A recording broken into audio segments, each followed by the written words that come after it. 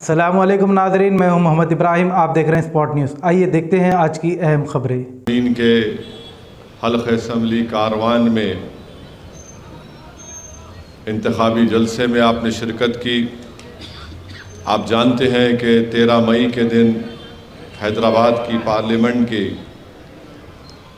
इंतखाबात की रायदही का दिन है और अल्हम्दुलिल्लाह मजलिस इत्तेहादुल मुस्लिमीन ने मुझे एज़ाज़ बख्शा कि मैं 5वीं मरतबा हैदराबाद पार्लिमानी हल्क़े की आवाम की नुमाइंदगी करने के लिए आज मैं बहैसियत एक उम्मीदवार आपके दरमियान में खड़े होकर आपसे इस बात की अपील कर रहा हूँ कि आप 13 मई के दिन अपने एक वोट का इस्तेमाल करिए, पोलिंग परसेंटेज को बढ़ाइए और इस बात को जहन नशीन कर लीजिए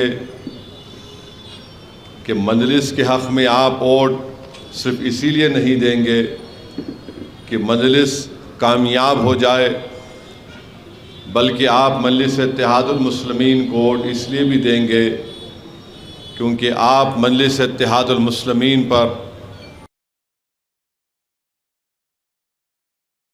मेरे अज़ीज़ दोस्तों और बुज़ुर्गों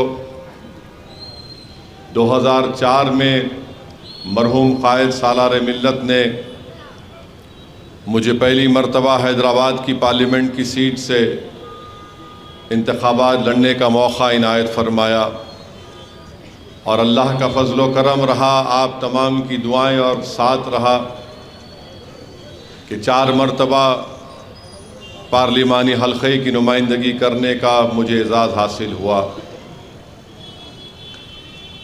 इन 4 मरतबा 2004 से लेकर 2024 तक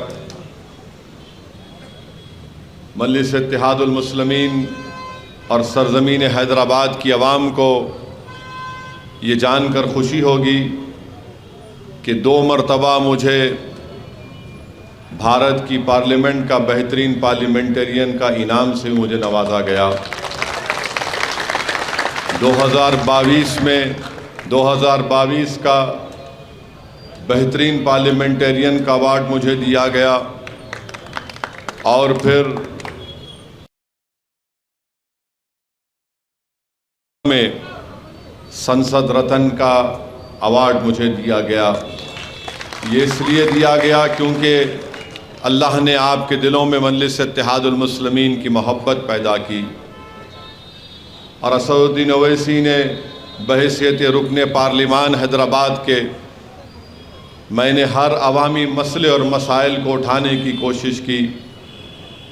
हुकूमत चाहे डॉक्टर मनमोहन सिंह की रही होगी या फिर मौजूदा वज़ीर आज़म नरेंद्र मोदी की होगी, जिस किसी भी हुकूमत ने गलत क़ानून लेकर आया जो भारत के आइन के ख़िलाफ़ था, मजलिस ने उसकी मुखालिफत की। मुझे अच्छी तरह याद है कि डॉक्टर मनमोहन सिंह की हुकूमत में होम मिनिस्टर चिदम्बरम थे। उन्होंने अनलॉफुल एक्टिविटीज़ प्रिवेंशन एक्ट में तरमीम पैदा करने का बिल लेकर आए थे।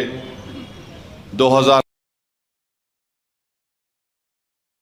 वक्त होगा, मेरी तकरीर आज भी यूट्यूब पर और पार्लियामेंट के रिकॉर्ड्स में कोई जाकर चेक कर सकता है। उस वक्त हम यूपीए की तायीद कर रहे थे, मगर उस पूरी पार्लियामेंट में अगर कोई उस क़ानून की मुखालिफत में खड़े होकर तकरीर किया पूरे दलाइल के साथ, तो मजलिस इत्तेहादुल मुस्लिमीन का रुकने पार्लियामान था। यूपीए के लोग परेशान हो गए और मुझसे कहने लगे कि आप यूपीए का हिस्सा हैं और आप इस बिल की मुखालिफत में तकरीर भी की और वोट भी दिया। मैंने कहा अगर ज़रूरत पड़ी तो मैं तुम्हारा साथ भी छोड़ दूंगा, क्योंकि मैं जानता हूं कि जो तुम क़ानून बनाने जा रहे हो उस क़ानून का इस्तेमाल सिर्फ अक़लियतों पर और ख़ास तौर से मुस्लिम अक़लियत पर, दलितों पर, आदिवासियों पर उसका इस्तेमाल होगा। उस वक्त डॉक्टर मनमोहन सिंह की हुकूमत ने मजलिस इत्तेहादुल मुस्लिमीन की इस बातों को नहीं समझा और फिर 2019 जुलाई में जब नरेंद्र मोदी की हुकूमत, अमित शाह ने उस कानून में मज़ीद और उसमें सख्ती और गंदगी पैदा की, तो पूरी पार्लियामेंट गवाह है कि लोकसभा में मैं और इम्तियाज़ जलील साहब ने उस कानून की धज्जियाँ उड़ाईं।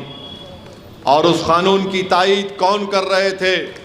हर सियासी पार्टी कर रही थी जो सेकुलरिज्म का नाम लेती है, जिसमें कांग्रेस भी शामिल थी, जिसमें आरजेडी भी शामिल थी। राज्यसभा में मजलिस ने उसकी मुखालिफत की और आज आप देखते हैं कि उसी कानून के ज़रिए 4-4 साल, 5-5 साल मासूम नौजवान हो, प्रोफेसर हो, बल्कि भीमा कोरेगांव महाराष्ट्र के बड़े बड़े दानिश्वर पढ़े लिखे लोग 4-4, 5 साल जेल में सड़कर कभी बेल मिलती है सुप्रीम कोर्ट को जाकर। एक 85 साल का ईसाई उस जेल में मर गया, उस कानून में उसको बुक कर दिया गया था। मेरे भाई, ये मजलिस ने काम किया। CAA का कानून आया तो मैं मजलिस इत्तेहादुल मुस्लिमीन की तरफ से और इम्तियाज़ जलील ने, हमने पूरी पार्लियामेंट के सामने उस कानून की, हमारे मुल्क के आइन के उन तमाम कॉन्स्टिट्यूशन के आर्टिकल्स को सामने रखकर बताया कि यह कानून राइट टू इक्वालिटी के ख़िलाफ़ है। यह कानून मजहबी तौर पर बनाया जा रहा है, जो आइन इजाज़त नहीं देता मज़हब की बुनियाद पर। और मैंने ये पार्लियामेंट में खड़े होकर ये कहा कि भारत में हमने देखा कि कैसे गांधी ने इस मुल्क को अंग्रेज़ों से आज़ादी दिलाने में अहम रोल अदा किया। महात्मा गांधी जब उस वक्त वाइट साउथ अफ्रीका में थे तो वहाँ पर गांधी ने उस कानून को फाड़ा था, ये कहकर यह कानून नस्ली इम्तियाज़ पैदा करता है। तो मैंने नरेंद्र मोदी के 306 MPs के सामने ये कहा कि मैं भी इस कानून को फाड़ता हूँ, क्योंकि कानून काला कानून है, हम इसको नहीं मानते। मेरे अजीज़ दोस्तों और बुजुर्गों, किसी में हिम्मत नहीं थी कि बीजेपी के 306 MPs के सामने आइन को सामने रखकर और 300 MPs के सामने इस कानून के बिल को फाड़ देना। ट्रिपल तलाक का तीन मरतबा बिल लोकसभा में पेश हुआ, मजलिस इत्तेहादुल मुस्लिमीन ने उसकी मुखालिफत की।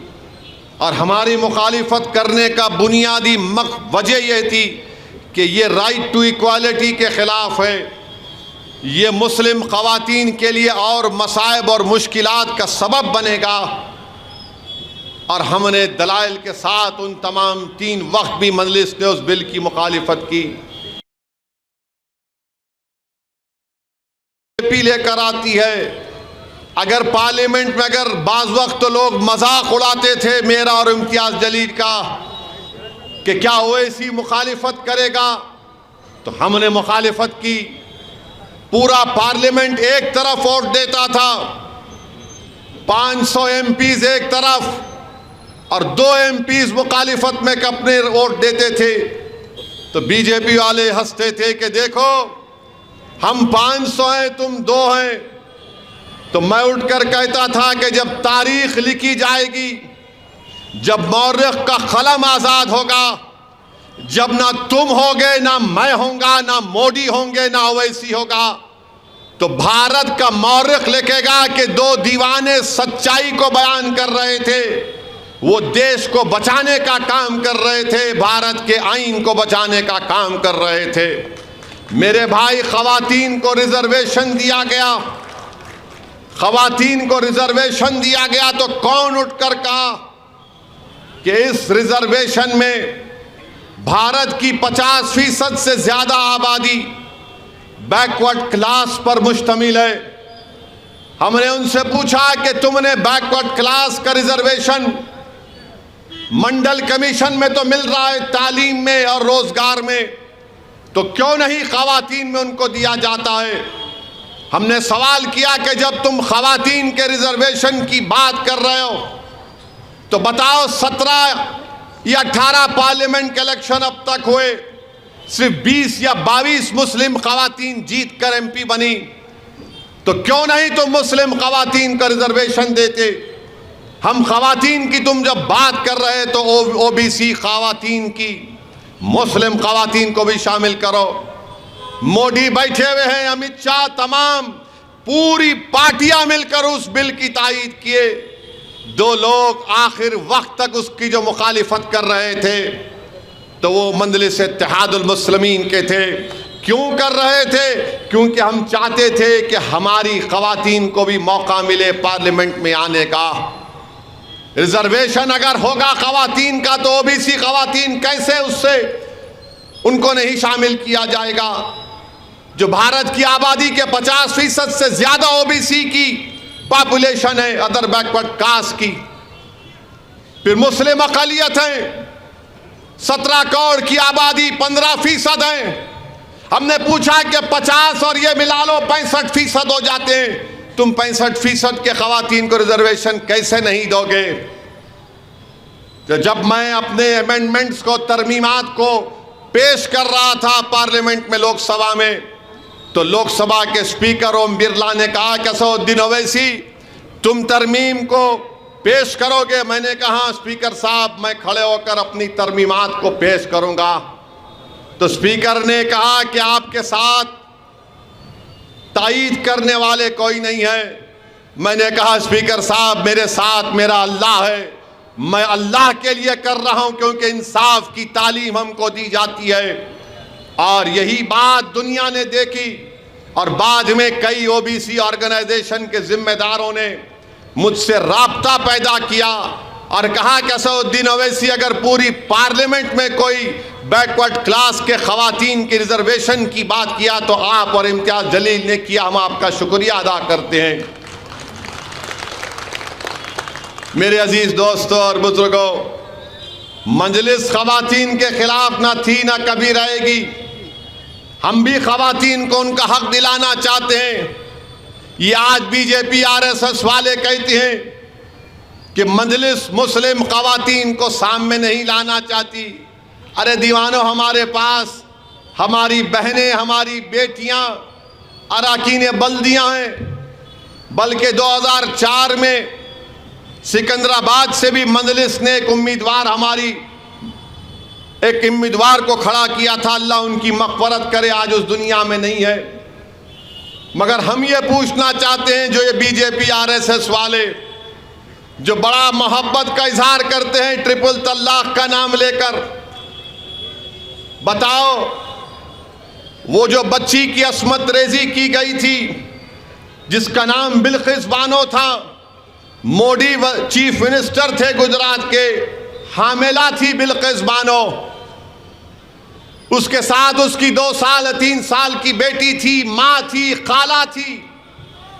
बिल्किस बानो का रेप हुआ, उसकी मां का रेप हुआ, उसकी खाला का रेप हुआ, एक हामिला मां के सामने उसकी 3 साल की बेटी के सर को पत्थर पर मारकर उसको शहीद कर दिया गया और उसका मुकदमा महाराष्ट्र में चला।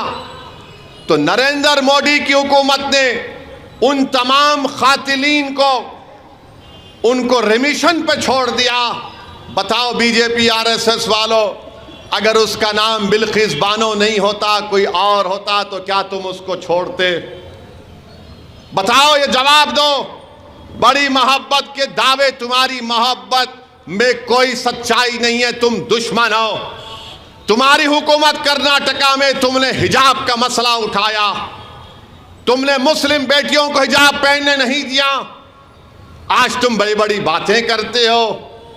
मेरे अजीज दोस्तों और बुजुर्गों, बिल्किस बानो को आप सोचिए कि अगर बिल्किस बानो आपकी बेटी है, तसव्वुर करो, अपने दिलों पर जोर डालो कि उसके अस्मत रेजी के 22-23 साल के बाद उसको दोबारा सुप्रीम कोर्ट जाना पड़ा कि मुझे रेप करने वालों को मत छोड़ो, सुप्रीम कोर्ट को जाकर कहना पड़ा। सोचो थोड़ी देर के लिए कि उस हमारी बेटी को 2002 में उसका रेप हुआ, 2022 या 23 में उसको सुप्रीम कोर्ट जाना पड़ा कि मेरे रेप करने वालों को, मेरी बेटी का कत्ल करने वालों को, मेरी मां का कत्ल करने वालों को मत छोड़ा जाए। और आज बीजेपी आरएसएस बड़ी बात करती है। मेरे अजीज दोस्तों और बुजुर्गों, गोश्त की दुकानों पर हमले, मॉब लिंचिंग,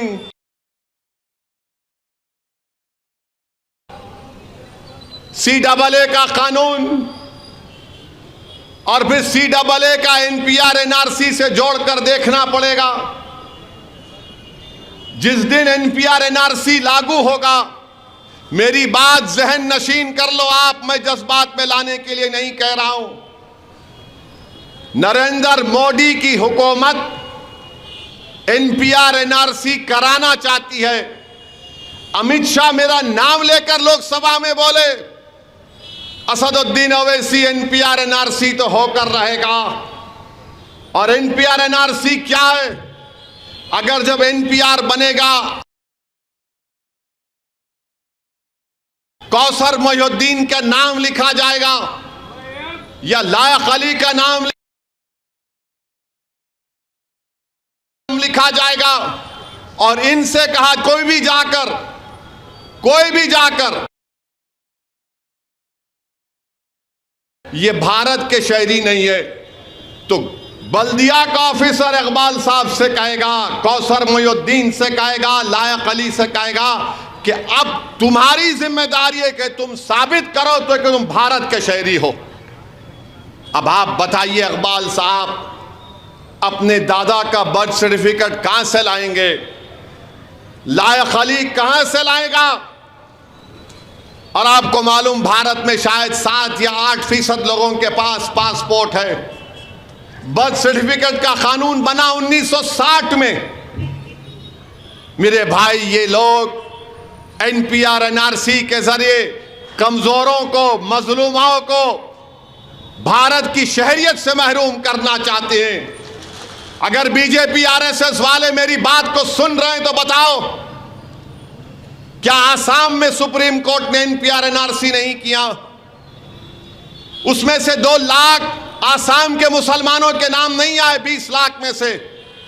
तो हेमंत बिस्व शर्मा जो आसाम का चीफ मिनिस्टर है, कहता है कि हम CAA के कानून के तहत जितने गैर मुस्लिम है उनको सिटीजनशिप दे देंगे।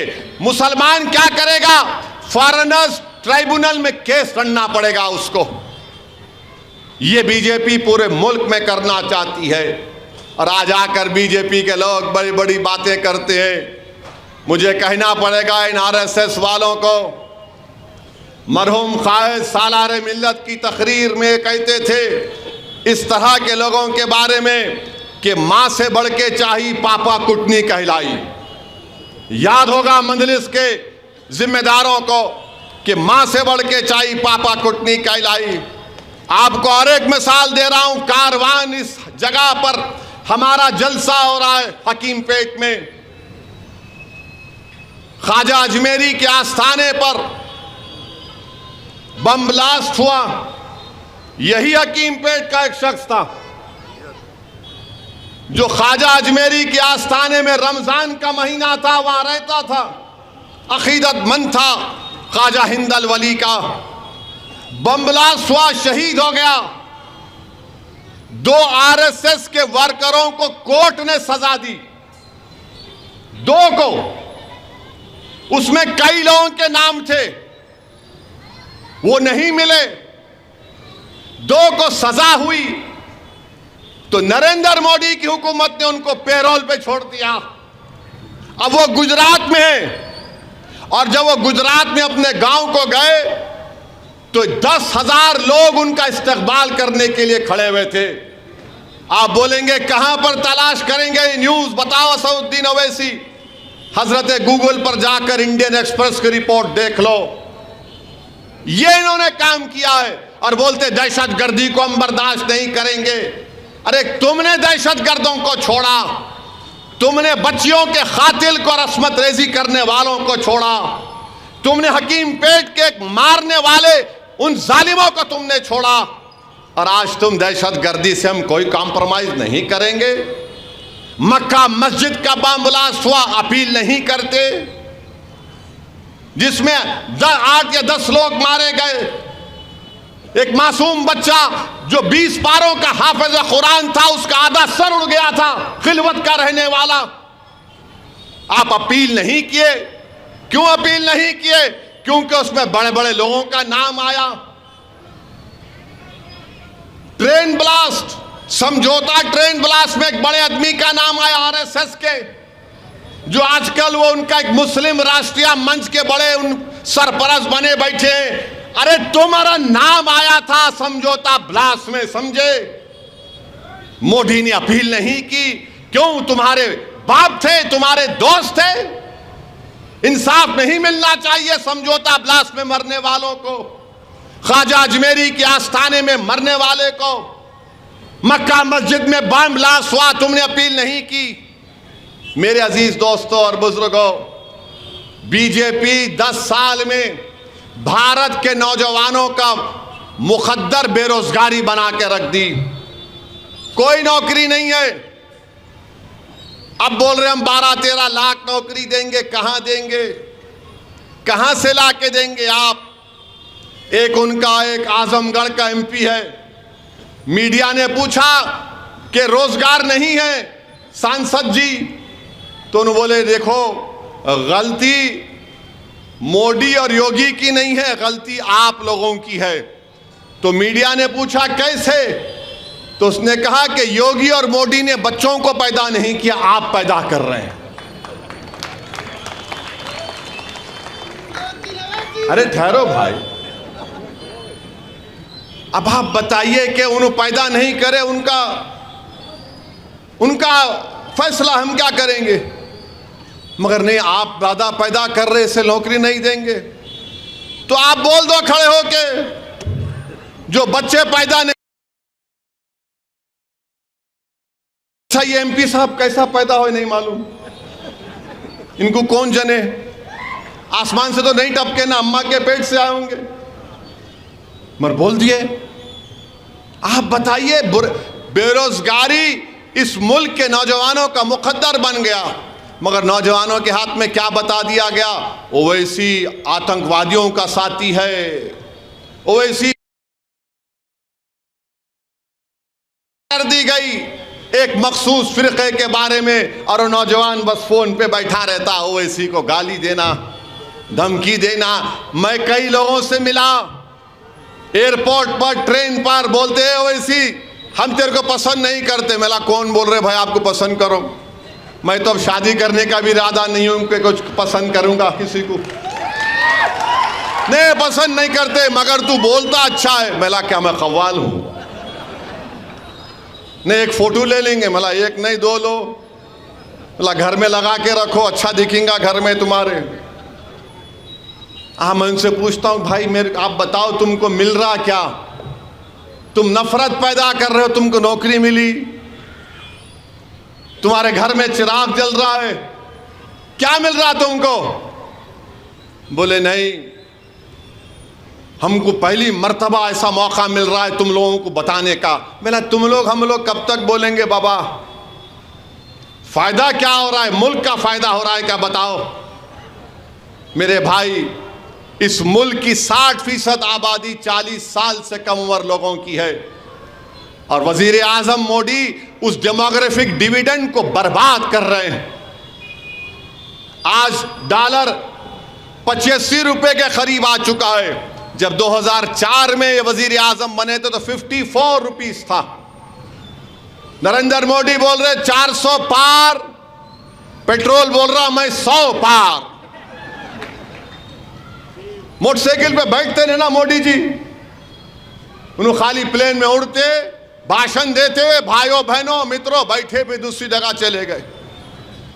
मोटरसाइकिल में पेट्रोल दलाना गरीब का काम, 100 पार पेट्रोल। मगर इनको क्या? नहीं नहीं नहीं, ओवैसी को हराना है। ओवैसी को बोलो, मुख्तार अंसारी को जहर दे दो, उसको गोली मार दो। मेरे अजीज दोस्तों, नफरत पैदा करने से क्या फायदा हो रहा है इस मुल्क को? मुल्क कमजोर हो रहा है। बीजेपी हर महाज पर नाकाम। अमित शाह बोलते हैं कि चीन हमारी जमीन पर कब्जा नहीं किया। मैं चैलेंज करके बोल रहा हूं, चीन भारत की सरजमीन पे कब्जा करके बैठा हुआ है। ये नरेंद्र मोदी बोले थे ना घुसा है ना घुसेगा। अरे 56 इंच का सीना है तो लेके चलो पूरे मीडिया को। डीजीपी की प्रेस कॉन्फ्रेंस हुई पूरे मुल्क के, उसमें लद्दाख की डीजीपी ने कहा कि 65 पेट्रोलिंग पॉइंट में से 25 पर हम नहीं जा सकते मोदी जी। 25 पेट्रोलिंग पॉइंट हम खो दिए। चाइना की पीपल्स लिबरेशन आर्मी बैठी हुई है, ऊपर डेप्सांग डेमचाक है, चीन बैठा हुआ है, हम नहीं जा सकते। और अगर डेप्सांग डेमचाक से चीन को नहीं निकालेंगे तो याद रखो मेरी बात को, एक दिन हम सियाचिन को भी खो देंगे। अब ये बीजेपी के लोग सुनेंगे तो बोलेंगे हाँ तुम ओल्ड सिटी के, तुम्हारे को डेप्सांग डेमचाक क्या मालूम, तुमको सियाचिन क्या मालूम। अरे प्यारे, कान में फूल नहीं है, हर चीज मालूम।